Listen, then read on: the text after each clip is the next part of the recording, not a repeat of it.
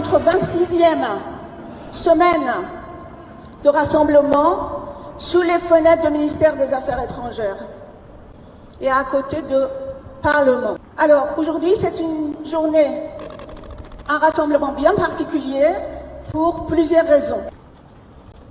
Premièrement,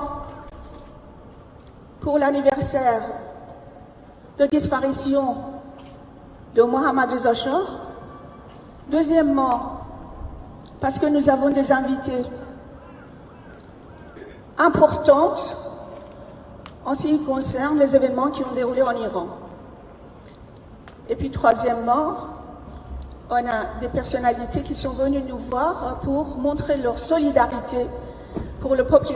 Comme l'a précisé l'impératrice Farah Pahlavi dans sa déclaration, l'Égypte, pour des raisons de sécurité, a demandé que la cérémonie de 47e anniversaire en mémoire de Sa Majesté impériale soit restreinte et réservée à la famille. Michel, vous allez nous expliquer un peu plus. Michel Fayard, un ami qui m'a fait le plaisir d'être là, est un géopoliticien. Il a énormément d'expérience de Proche-Orient et je suis ravie qu'il est parmi nous. C'est pourquoi ce rassemblement hebdomadaire de mercredi 22 juillet rend hommage dans un premier temps à Oriamer, le Shah d'Iran, puis affirmera notre gratitude envers le président Anwar Sadat, un véritable ami qui, dans l'une des périodes les plus sombres de l'histoire de l'Iran, lui a apporté un soutien sans faille, en évoquant bien entendu leur parcours de vie respectifs, leur action et leurs relations. Nous allons entendre nos invités qui ont été reçus par l'impératrice lundi dernier, qui ont retardé leur départ afin de Banou Mahboube Ramezani, la maman de Pejman, Banou Rahime Youssoufzadeh, la maman de Navid, et quelque part, je l'appelle mon fils, Parsa Gourbani, blessé et éborgné par le régime. Et je cherche Leila qui est à l'égard de sa voiture, qui est l'activiste qui les a accompagnés. Nous saluons également la présence de Jean-Michel Blanquer qui a promis de venir, Annie Sugier,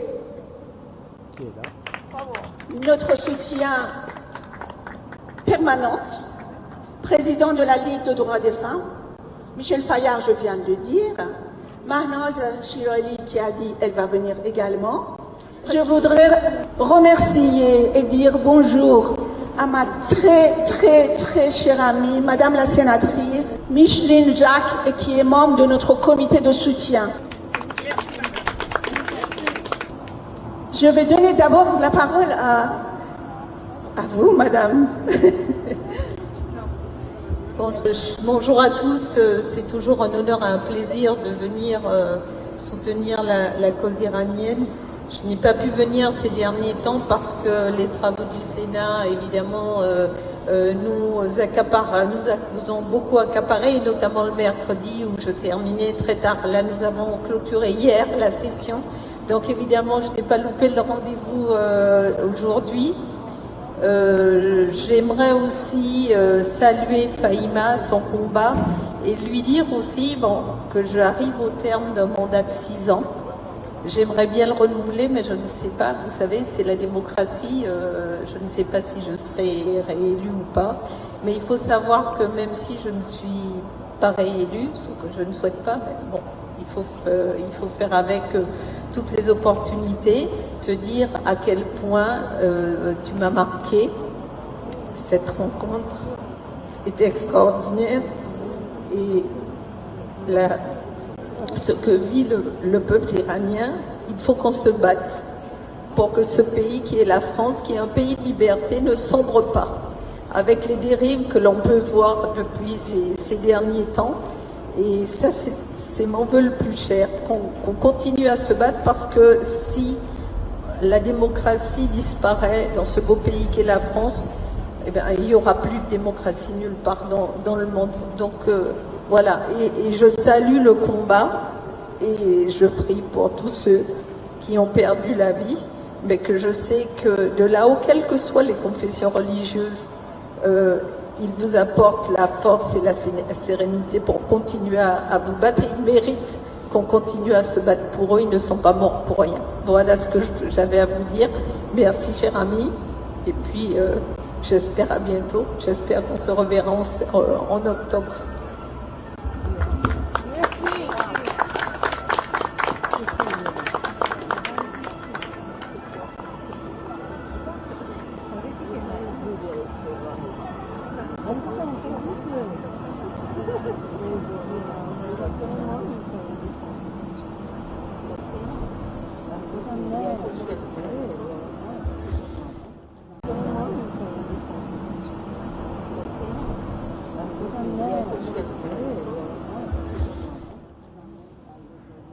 Le 22 mars 1980, Anwar Sadat contacte Jimmy Carter, insistant pour que le Shah d'Iran et sa famille ne soient pas abandonnés.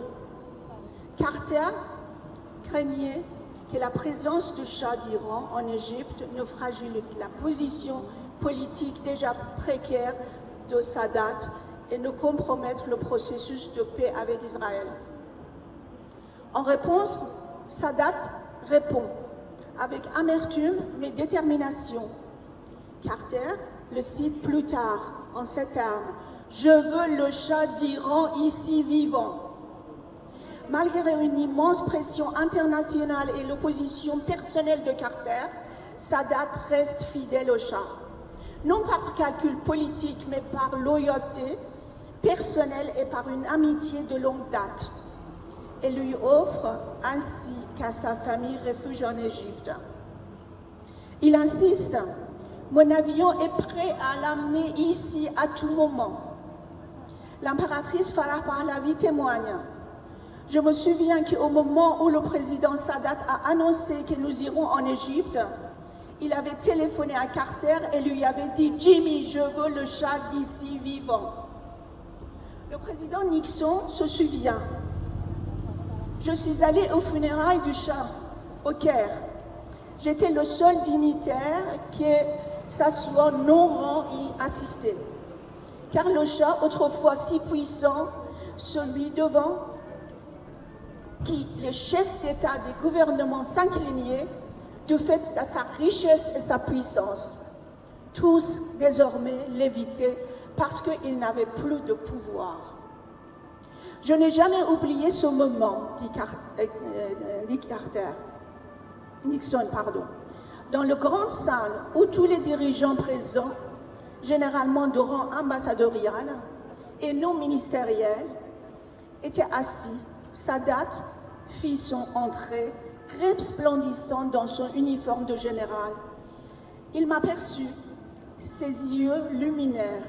Il se dirigea vers moi, posa ses deux mains sur les miennes et m'a dit: « Quelle joie que vous soyez venu. Quelle joie que vous soyez venu. »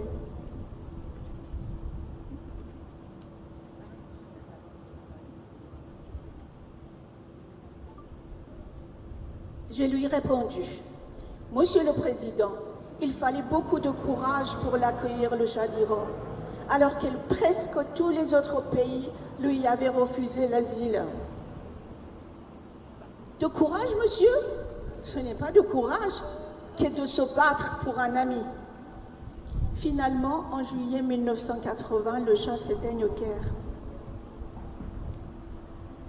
Et Anwar Sadat a organisé un funérail d'État officiel pour lui, l'honorant avec tous les égards royaux, afin que la loyauté soit rendue par la loyauté.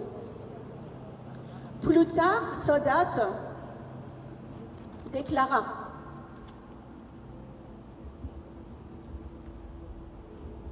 « Le pays est toujours, en parlant d'Iran, le pays est toujours plongé dans le chaos. Khomeini a pris le pouvoir en février dernier, il y a environ 11 mois. Et l'Iran est pourtant un des pays les plus riches du monde, ses revenus dépassant 250 millions de dollars par jour. de quoi construire un villa et une voiture pour chacun des Iraniens. Au lieu de cela, le pays est dans le chaos, personne ne gouverne, il n'y a plus de gouvernement. Et cette prise d'otage, ce chaos déplorable, surtout lorsqu'il y a des femmes parmi eux, pour la seule raison qu'il veut pouvoir, qu'il a une révolution face aux États-Unis. Mais quoi donc les États-Unis à voir avec le Shah? Le Shah a quitté l'Iran. C'est aujourd'hui un homme malade. Où l'Iran? Personne ne le sait où il va. Mais une chose est certaine, ça sera le chaos, l'anarchie et la destruction totale. Aujourd'hui, l'histoire des décennies plus tard a prouvé qu'Anwar Sadat avait vu tout à fait juste. On peut l'applaudir.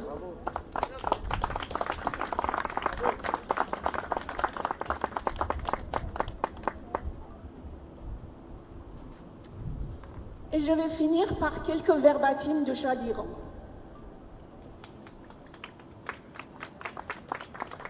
Mon erreur principale fut de faire avancer à marche forcée un peuple ancien vers l'indépendance, la santé, la culture, l'aisance et le confort. Un autre.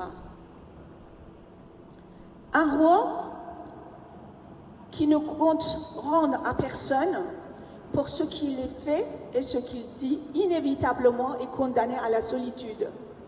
Cependant, je ne suis pas tout à fait seule, car une force que les autres ne peuvent pas percevoir m'accompagne. C'est ma force mystique. Prenons l'histoire de l'Iran à témoin. Je déclare que nous, la dynastie par la vie, nous nourrissons d'autres qu'amour de celui de l'Iran, ni d'autres zèles que celui de la dignité des Iraniens.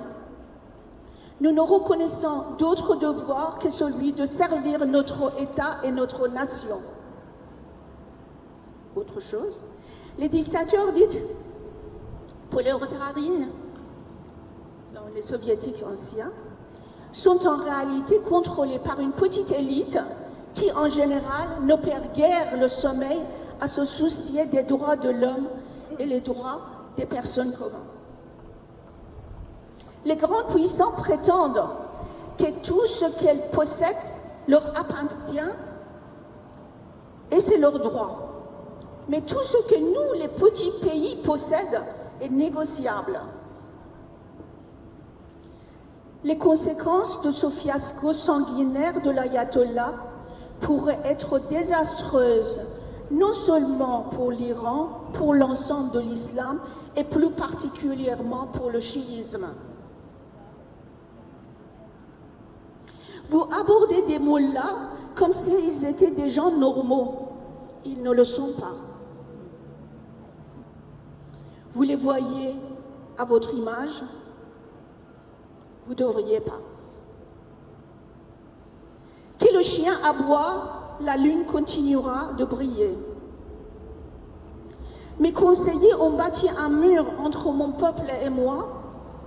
Je ne me suis pas rendu compte de ce qui se passait. Quand je me suis réveillée, j'avais perdu mon peuple. Ce qui nous concerne, nous ne sommes pas les jouets d'aucun pays, y compris les États-Unis. Et je m'oppose personnellement au voile, tant pour des raisons esthétiques que pour d'autres raisons. Je voudrais ajouter à ces verbatims-là une chose très très importante. Le Shah d'Iran, après le chaos dans les rues de l'Iran, a dit « J'ai entendu votre voix, votre révolution. » Et après ça, il est parti. C'est là qu'on voit qu'il considérait les Iraniens comme les citoyens qui ont un avis à donner. Beaucoup de personnes ont critiqué cette phrase, c'est-à-dire, et je termine, la dynastie Pahlavi, Reza Shah et après Mohammad Reza Shah, ils ont emmené l'Iran d'une situation moyenâgeuse où les Iraniens étaient considérés comme esclaves et au service du roi comme des vrais citoyens. Je vous remercie.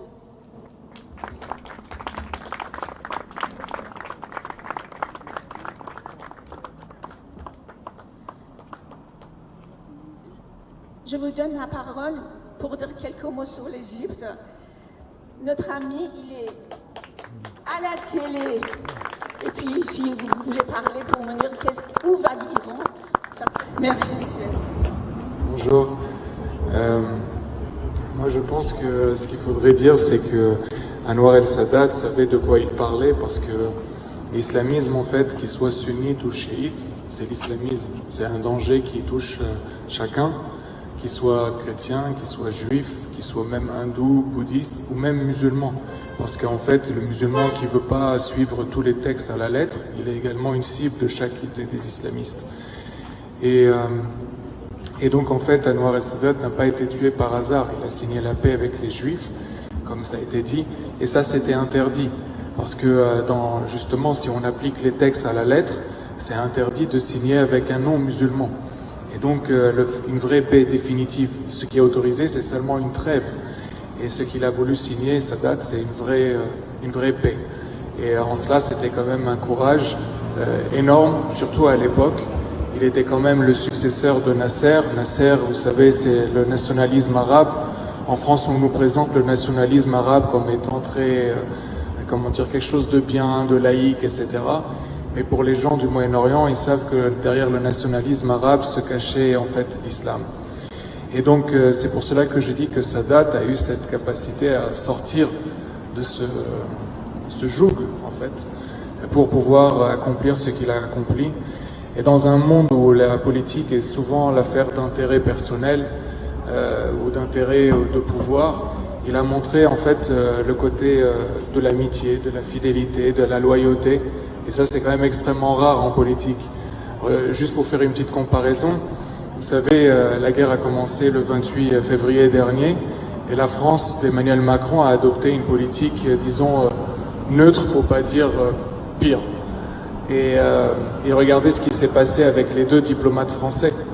Donc ça veut bien dire que lorsque quelqu'un montre des signes de faiblesse, c'est pas de l'amitié qu'il obtient de l'autre côté, c'est vraiment le non-respect, la répression, le terrorisme, et c'est le seul langage que les islamistes savent parler. Bravo. Une minute de silence.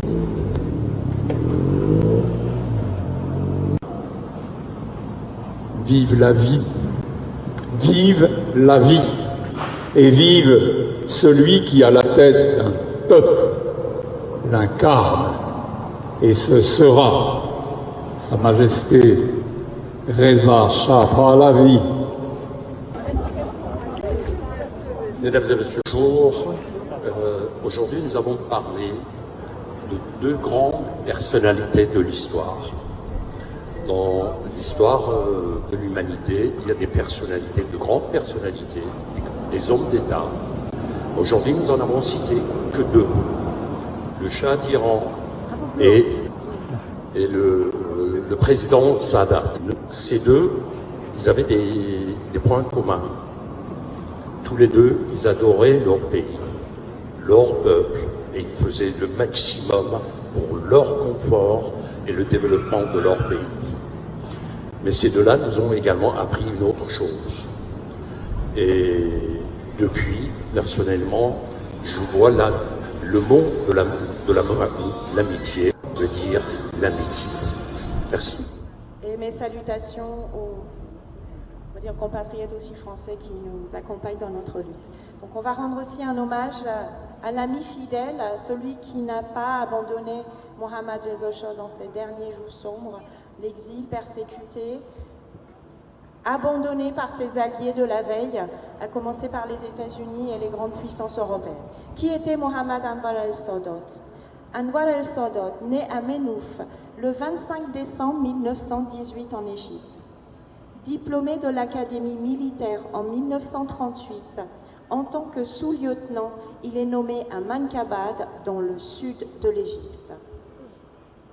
Les dates marquantes de sa vie. Le 6 janvier 1946, il est emprisonné, accusé d'avoir participé au complot visant à assassiner le ministre des Finances, Amin Osman. Acquitté en 1948, il réintègre l'armée en 1950, puis rejoint l'Organisation des officiers libres en 1951. Jamal ou Gamal, comme disent les Égyptiens, Abdel Nasser, le choisit comme vice-président. Son homme de confiance, il devient ensuite président de la République par intérim. Il est élu président de la République lors du référendum populaire organisé après le décès du président Nasser en octobre 1970.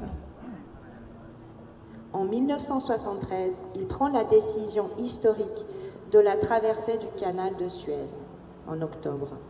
En 1977, il prend la décision courageuse de se rendre à Jérusalem, offrant ainsi une perspective de paix à son peuple comme à son ennemi et renforçant le processus de paix entre l'Égypte et Israël. Il est l'auteur de plusieurs ouvrages. Il reçoit, à juste titre, le prix Nobel de la paix en 1978. Il est assassiné, comme nous le savons, le 6 octobre 1981 par le lieutenant Khalid Eslamboli. Le régime iranien avait baptisé une des principales artères de Téhéran à son nom, rebaptisée depuis du nom de Nasrallah. Fermons les guillemets. Nous lui rendons hommage pour son amitié et pour le fait qu'il a gardé sa dignité d'homme, pas uniquement sa qualité de président, mais il est resté homme et digne, et il a été assassiné pour ses convictions politiques par les frères musulmans. N'oublions jamais le rôle qu'il a joué pour les accords de paix, Camp David I, qui était la grande lueur d'espoir de paix au Moyen-Orient entre les Juifs et les nations arabes. Voilà, et nous espérons voir notre génération peut-être un Camp David III cette fois-ci. Peut-être pas nous, mais en tout cas nos enfants le verront un jour, mais ça sera grâce à des hommes comme Mohammad Reza Shah Pahlavi, Anwar el-Sadat, que la paix existe entre les musulmans et les juifs. درود خدمت همه عزیزان. با افتخار مادر یکی از جانفداهای راه آزادی پژمان قلی پور هستم. جوان 18 ساله‌ای که به خاطر اعتراض به گرونی بنزین به خیابون رفت و شد 5 تا گلوله قسمتش. نزدیک 7 سال دادخواهی فرزندم رو شروع کردم و شاید اگر به دروغ نباشه اوایل صدای فرزندم بودم و بعد از اون تصمیم گرفتم صدای تمام جانفداهای راه آزادی از سینما رکس آبادان، کوی دانشگاه تا امروز بچه‌ها فرزندان 404.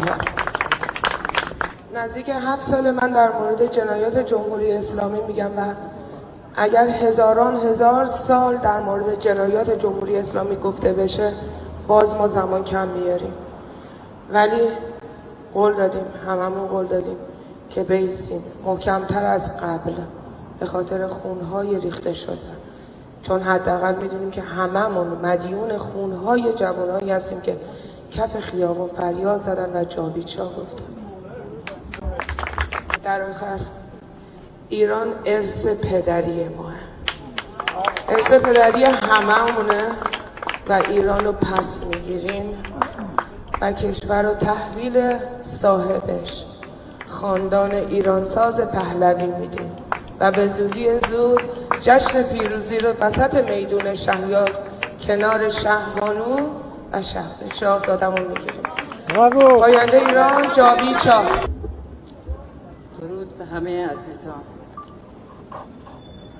من مادر جاویدنام راه وطن نوید بهبودی هستم، کشته شده آبان 98 که با دستور ضحاک زمانی با تیر جنگی کشته شد.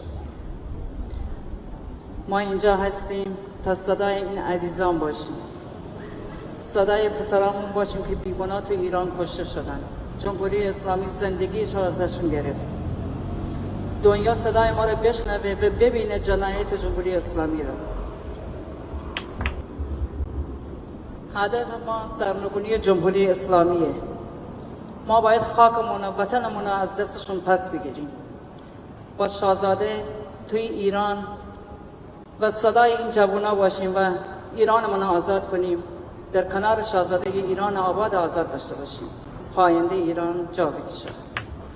درود و عرض ادب خدمت همه شما دوستان عزیز. خوشحالم که امروز در جمع شما هستم. پارسا قوادی هستم، آسیب دیده چشمی جنبش سال 1401. در سال 1401 در جنبش مهسا که در 40 یکی از کشته شده ها در کرمانشاه توی خیابون حضور داشتم، هر دو چشمای منو با گلوله ساچمه‌ای زدن و یک چشمم تخلیه شده و کلا نیست و چشم راستم 20% بینایی داره، ولی خب از نابینا بودن به نظرم بهتره. خیلی از کسای دیگه هستن آسیب دیده چشمی داخل خود ایران که از هر دو چشم نابینان از همون سال 1401 تا همین حاله، یعنی حدود 4 ساله که هیچ چیزی رو نمیبینن، یعنی تاریکی مطلق، صفر.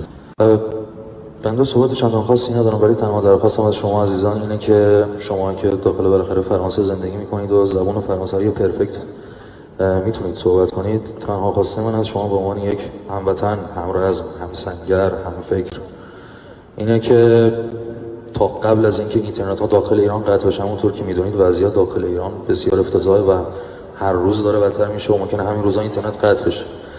تنها خواهشم از شما اینه که تا جایی که میتونید با این 10,000 خانواده‌ای که عزیزانشون کشته شدن، حالا چه همسر بودن، چه فرزند بودن، چه پدر و مادر بودن، باشون ارتباط بگیرید تا جایی که میتونید و امکانش هست و شرایطش هست ازشون بخواید که روایت کنن اتفاقاتی که افتاده رو و این روایات رو انعکاس بدید به دولت مردان و مقامات فرانسوی و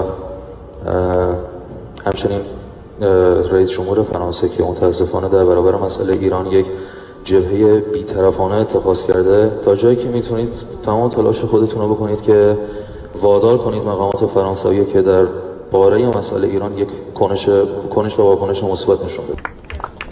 سپاسگزارم بابت تمام تلاش‌ها و زحمت‌هایی که میکشید و تا جایی که شرایطش هست و امکانش رو دارید صدای کشته شده‌های راه آزادی ایران هستید. خیلی ممنونم که این فرصت رو به من دادید. پاینده ایران جاوید شاه.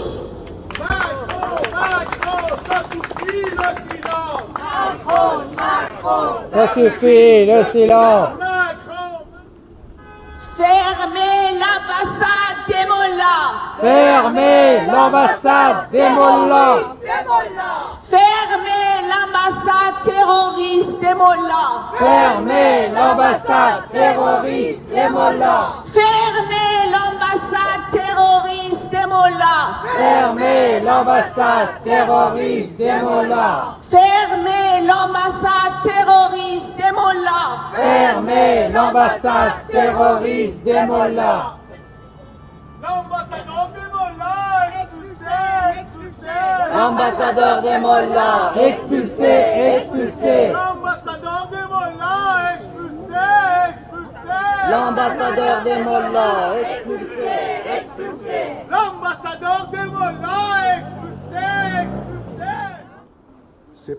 سپاسمان پذیرا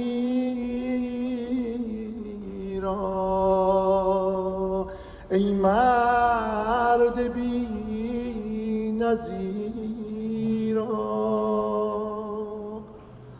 برادر شاه ما، برابر جان ما.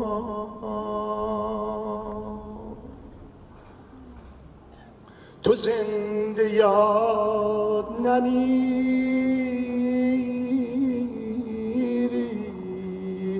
به سان شیر دلیری.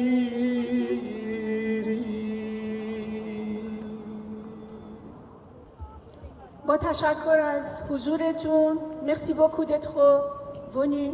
Cette fois-ci un peu plus nombreux. Merci mille fois. Merci d'avoir participé et contribué à ce qu'on a mis en place. Merci beaucoup. از شما هم بی نهایت تشکر میکنم که راهتون رو انداختین دورتر. شما لیلا جون خسته میشین. ممنونم ازتون و به امید آزادی ایران رو پس میگیره. ما ملت کبیریم. ایران رو پس میگیریم. ما ملت کبیریم. ایران رو پس میگیریم. ما ملت کبیریم. کیانوش ایران رو پس میگیریم. رضا شاه روحت شاد. رضا شاه روحت شاد. رضا شاه روحت شاد. رضا شاه روحت شاد. شاهنشاه روحت شاد. شاهنشاه روحت شاد. شاهنشاه روحت شاد. شاهنشاه روحت شاد. عمو سادات روحت شاد. عمو سادات روحت شاد. عمو سادات روحت شاد. عمو سادات روحت شاد.